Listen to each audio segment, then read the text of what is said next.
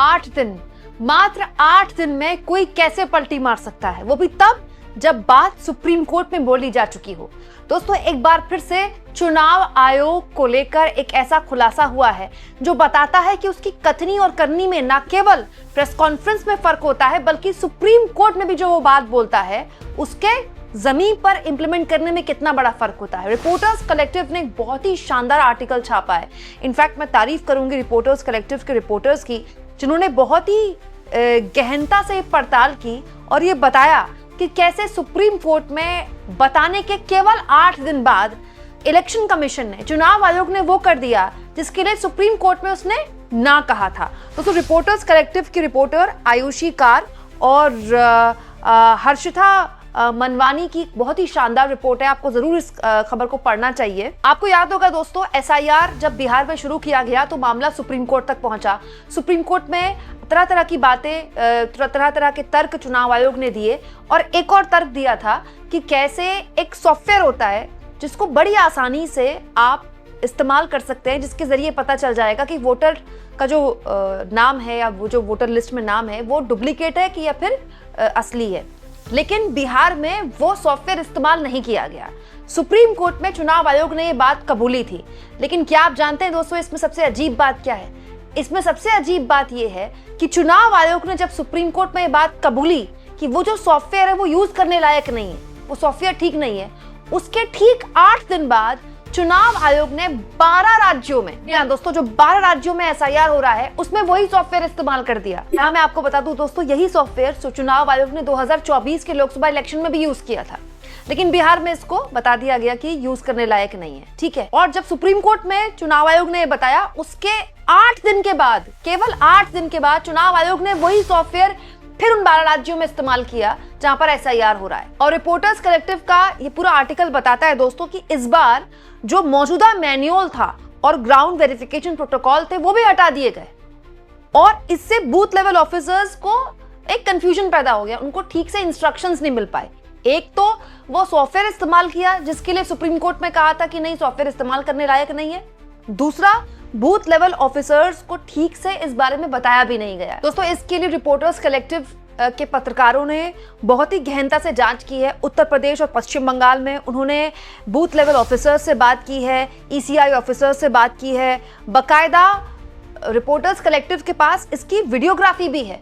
सब कुछ मतलब ऑथेंटिकेट करके रिपोर्टर्स कलेक्टिव ने छापा है। देखिए, इस लाइन में लिखा है, we learn that as the algorithm were introduced at the 11th hour, no clear protocols and checklist were established for reverification. मतलब नए एल्गोरिथम को बिल्कुल आखिरी वक्त में, 11th आवर मतलब बिल्कुल आखिरी वक्त में डिप्लॉय किया गया, आखिरी वक्त में उसको इंप्लीमेंट किया गया बिना किसी चेकलिस्ट के, और एसओपी जैसा कोई रिटन मतलब लिखित इंस्ट्रक्शन भी नहीं थे, सीधे इंप्लीमेंट कर दिया गया। देखिए दोस्तों, यहाँ पर यह भी लिखा है कि एसआईआर के तहत वोटर रोल्स को स्क्रैच से बनाया जा रहा है। मतलब एसआईआर जो अब बन रहा है इन 12 राज्यों में, ये बेसिकली जीरो से बन रहा है, स्क्रैच से बन रहा है।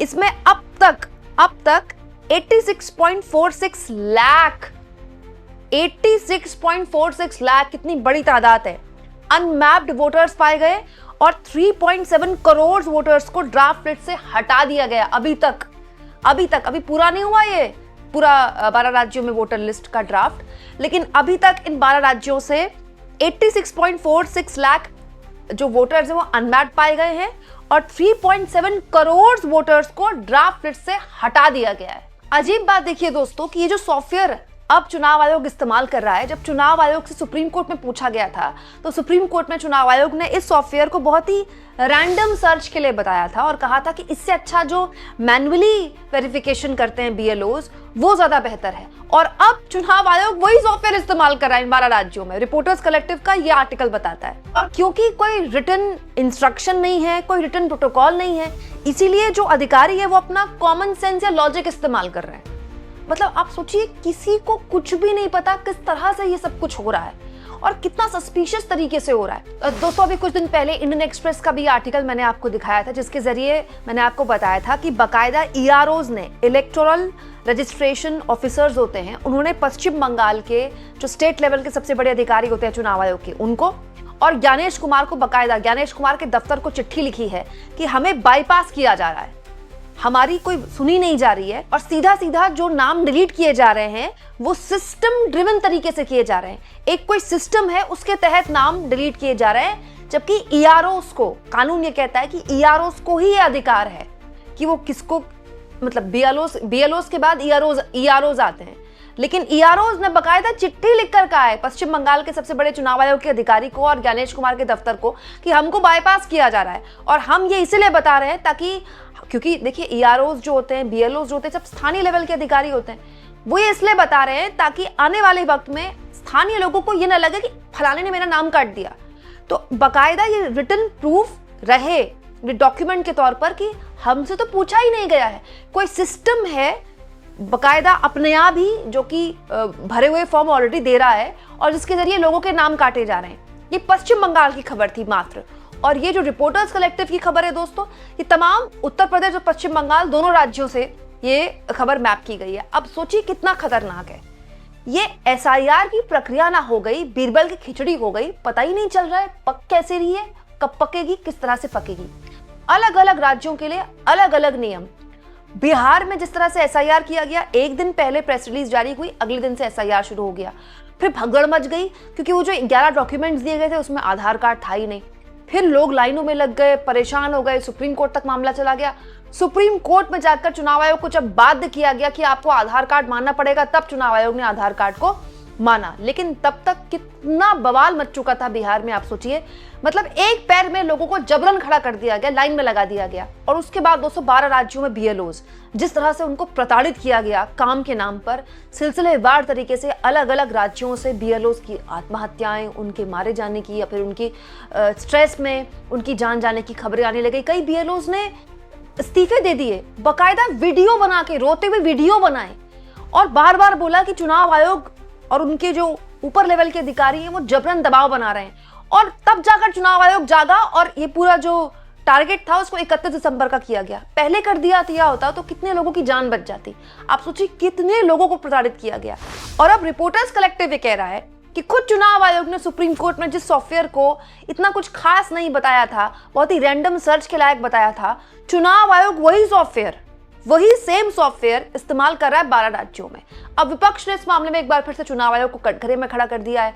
कांग्रेस पार्टी की नेता सुप्रिया सुनेत कहती हैं, ज्ञानेश गुप्ता ने फिर पलटी मारी। हाल ही में उन्होंने सुप्रीम कोर्ट में बताया था कि डुप्लीकेशन वोटर पकड़ने वाला सॉफ्टवेयर खराब है, लेकिन अब चुपचाप 12 राज्यों में एसआईआर के लिए उसका इस्तेमाल शुरू कर दिया।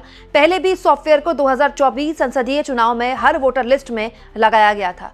वहीं सत्य हिंदी के संपादक और वरिष्ठ पत्रकार मुकेश कुमार कहते हैं, ज्ञानेश गुप्ता ने फिर खेल किया। उन्होंने सुप्रीम कोर्ट को हाल में बताया था कि डुप्लीकेशन सॉफ्टवेयर खराब है, मगर अब अचानक चुपचाप 12 राज्यों के एसआईआर के लिए उसका इस्तेमाल भी शुरू कर दिया गया। ये यू टर्न क्यों लिया गया? सुप्रीम कोर्ट को धोखा क्यों दिया गया? क्या सुप्रीम कोर्ट ज्ञानेश गुप्ता पर अदालत की अवमानना का मुकदमा चलाएगा? कुछ नहीं होगा, क्योंकि सब मिलीभगत से हो रहा है। आप इस मुद्दे पर क्या सोचते हैं दोस्तों? मतलब एसआईआर को लेकर इतने गंभीर सवाल लगातार खड़े हो रहे हैं, बार बार खड़े हो रहे हैं, और उसके बावजूद भी मतलब आप ऐसा नहीं कि विपक्ष खड़े कर रहे हैं, स्वतंत्र पत्रकार भी खड़े कर रहे हैं, और चुनाव आयोग ऐसे बनाए जैसे वो मतलब बात ही नहीं है सवालों के जवाब देने के लिए। इसका क्या मायने निकाले जाएं? कमेंट बॉक्स में जरूर लिखें, और जितना हो सके चैनल को शेयर भी करें, सब्सक्राइब भी करें। अगर आप चाहें दोस्तों तो थैंक्स और ज्वाइन का इस्तेमाल भी आप कर सकते हैं। इसके जरिए आर्थिक तौर पर आप चैनल के हाथ मजबूत कर सकते हैं।